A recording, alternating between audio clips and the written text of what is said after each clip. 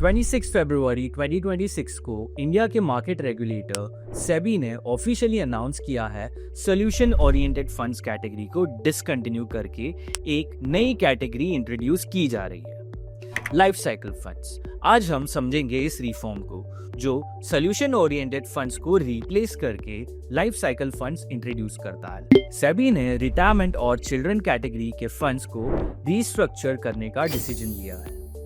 Retirement funds और children's funds एक solution oriented category में आते थे। इनमें जनरली लॉक इन होता था और एसेट एलोकेशन रिलेटिवली स्टैटिक रहता था, यानी almost same allocation through out the maturity.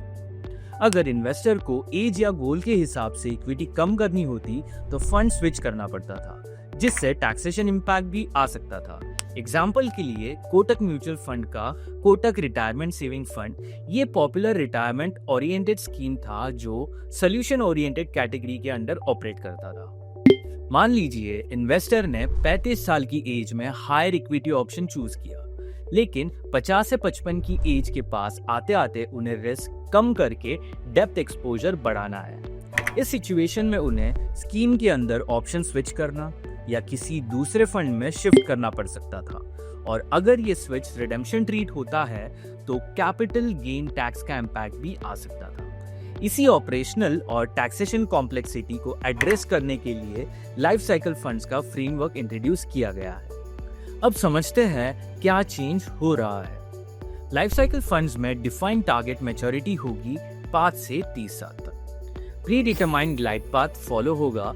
जैसे मैच्योरिटी पास आएगी, इक्विटी ऑटोमेटिकली रिड्यूस होगी, डेप्थ एलोकेशन सिस्टमैटिकली इंक्रीज होगा, इन्वेस्टर्स को मैन्युअली रीबैलेंस करने की जरूरत नहीं होगी। टारगेट मैच्योरिटीज अलाउड है 5 इयर्स, 10 इयर्स, 15, 20, 25 एंड 30 इयर्स, जिससे रिटायरमेंट होराइजन या गोल के अकॉर्डिंग सिलेक्शन पॉसिबल होगी। इसका इंटेंट सिंपल है, रिस्क को एज के साथ अलाइन करना, इमोशनल डिसीजन मेकिंग रिड्यूस करना, tax efficient internal rebalancing allow करना, रिटायरमेंट प्लानिंग को ज्यादा structured banana.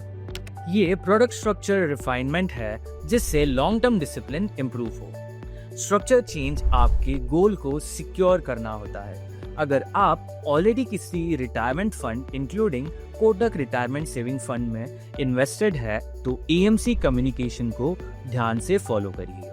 Investments in securities market are subject to market risks. Read all the related documents carefully before investing.